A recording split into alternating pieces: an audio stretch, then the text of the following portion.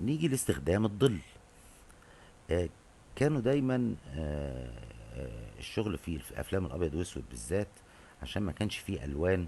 فكان المخرجين بيحاولوا ومديرين التصوير يحاولوا ان هم يستخدموا الاضاءه والظل عشان يعبروا عن الحاله بتاعت شخصيات العمل او المود العام للفيلم.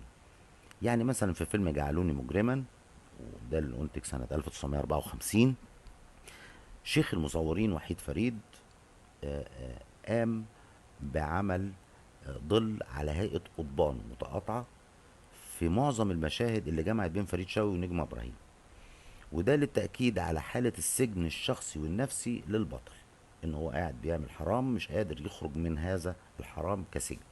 زي مثلا المشهد ده وشايفين الظل على جسمه، مشهد زي ده،